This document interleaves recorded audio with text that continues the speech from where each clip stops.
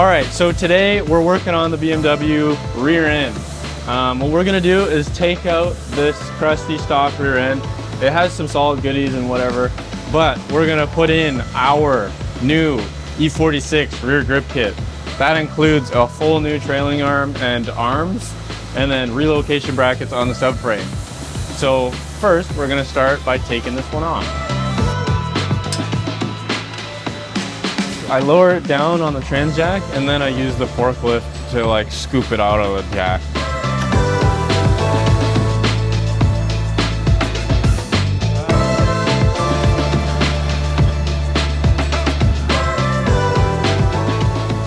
Okay, so we got the old subframe out, so we're gonna prep the new one for our arms and stuff. Okay, we have to press in new bushings from Tech 53.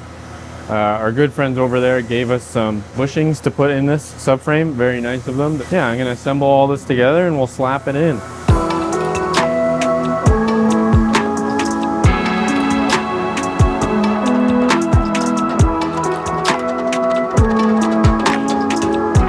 That's gotta be the easiest subframe bushing install in my life.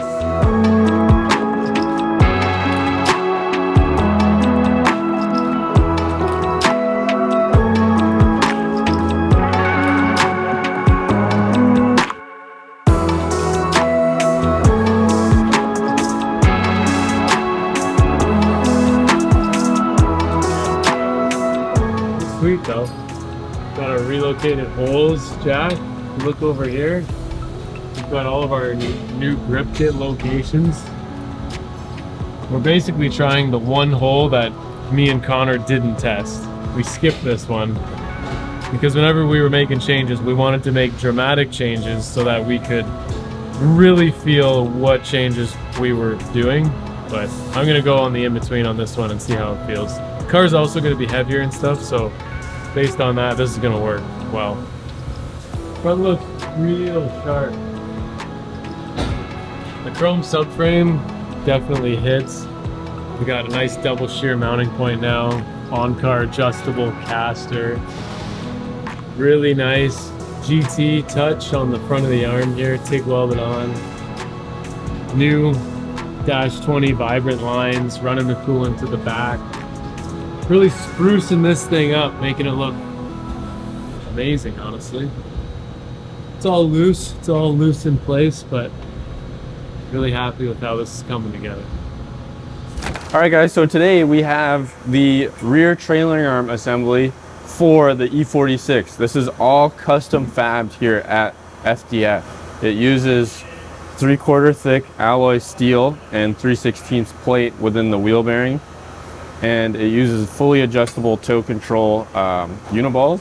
It relocates all the pickups for the control arms to aid in tow gain and camber gain when you're drifting. I'm sure Josiah could give you a better rundown on it.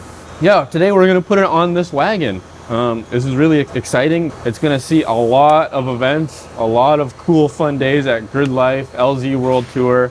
What a perfect car to showcase this product on. I have the knuckle and the upper and lower control arm with me.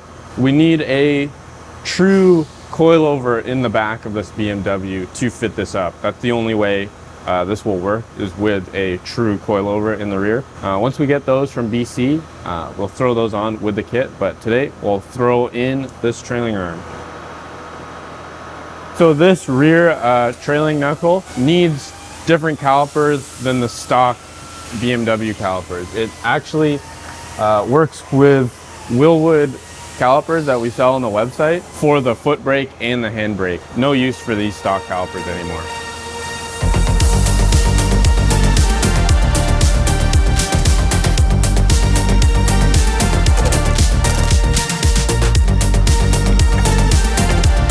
So the upper control arm is 1 inch shorter than the lower control arm. And what I did here was I threaded the heim joint into the subframe first because it is hard to get this bolted up with the subframe bolted up. That's in and tight, and now I'm just gonna thread the body onto the heim joint. Direct deposit.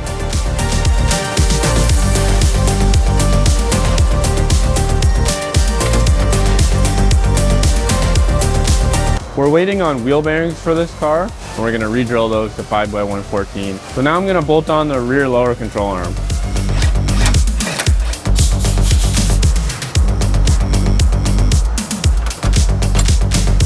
Okay guys, so we put the E46 coilovers on our wagon.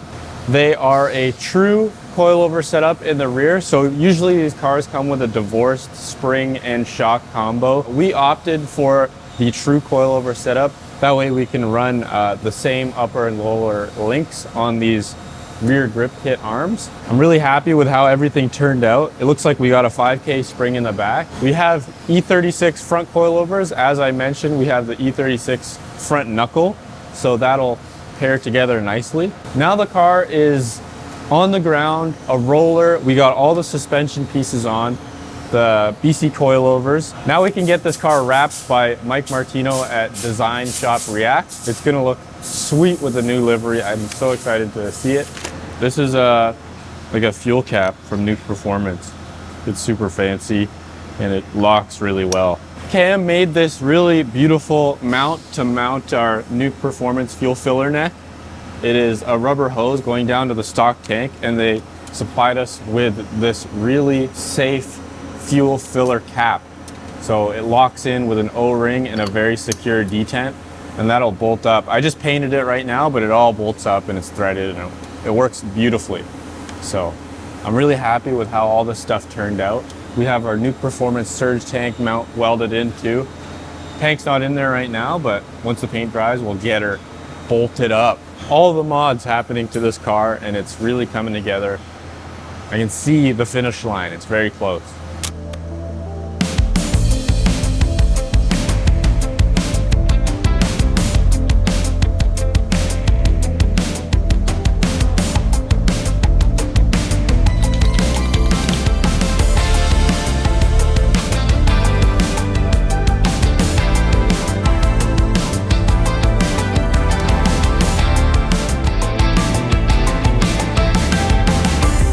On this 2JZ, we need a oil cooler.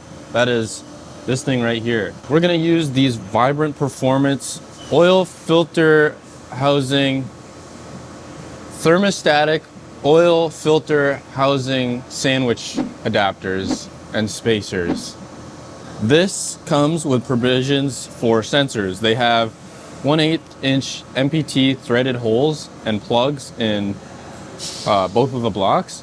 So what I've done is threaded in our oil pressure sensor and our oil temp sensor. It's cool that we got these spacers so that we can orient our sensors properly to fit our wiring. Now I'm just gonna make some lines to go from the adapter to our cooler. And we're gonna use -10 AN.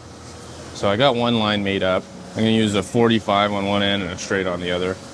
It's literally just gonna thread in to the block like so, and this line will go to our cooler. I just gotta make the other one so it can make loops, cooling loops. You got that? Let's do it.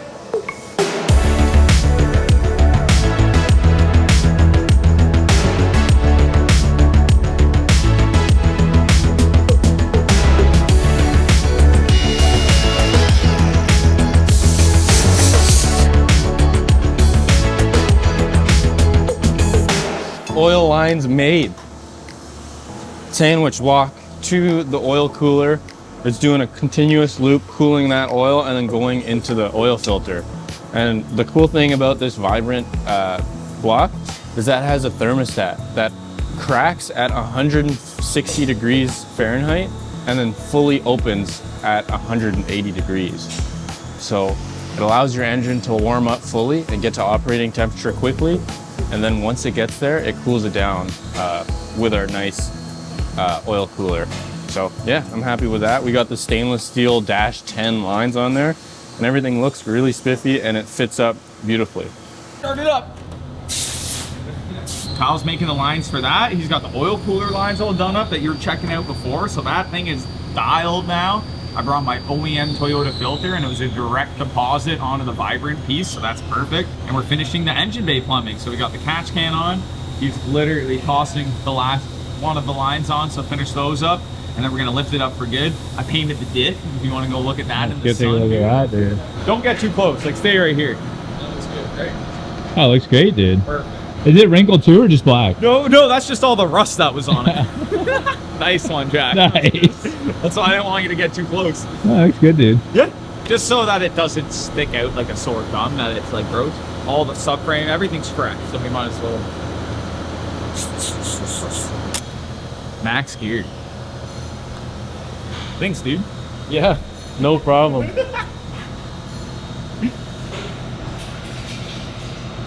It's gonna stand up to the clutch kicks this car's about to see, or not?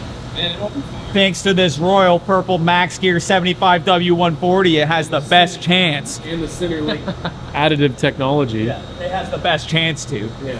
The guy's gonna lower the pressure to 6 psi with 4 people No. deep. And then I'm literally gonna run up to the car and hook my Milwaukee up and bump it back up to 20. I want 4K springs in the back. It needs 6.9 PSI. You're not wrong.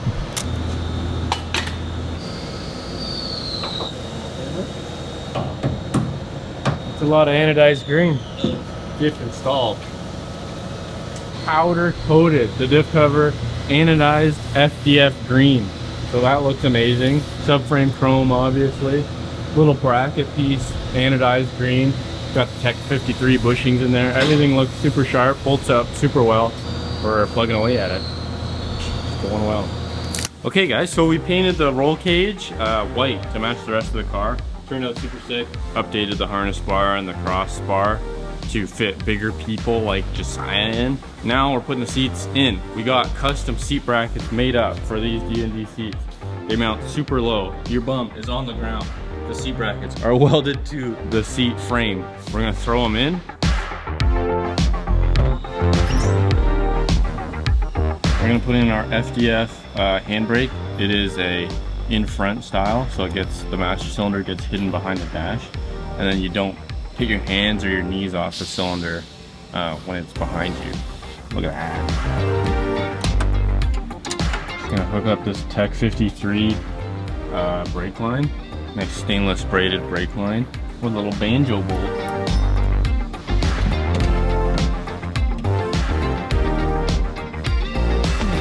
So I'll go back and tighten everything once I start bleeding it.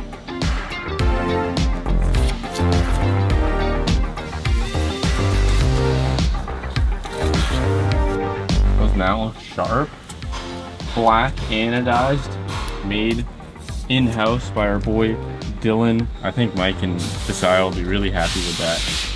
Ah, the black just hits off the fresh white paint. Boom. That'll look super sharp in here. This office is cleaned up, baby. How do you think it's gonna sound, dude? Well, Mike worked on it. It's gonna sound beautiful. Non-agricultural. First startup, dude. First startup with a bunch of new shit. I don't know if we have any juice.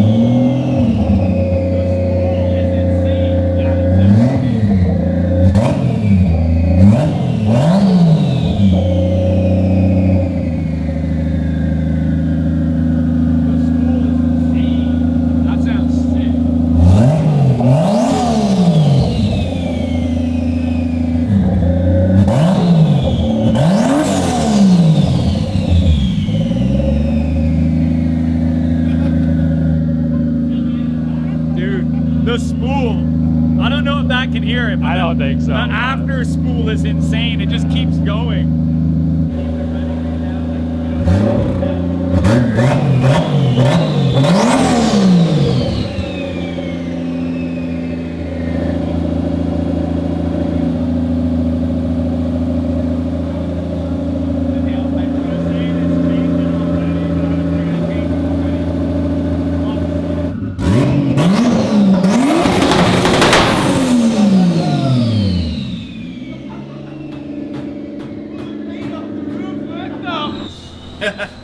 Yeah, dude. it's okay. Dude, what do you think, man? I just raw dog. It sounds insane, dude. It does. sounds so good. Buttoning it all up. I'll be back tomorrow cleaning up this I'm so sorry, Kyle. Cleaning up this disaster that I've created over here.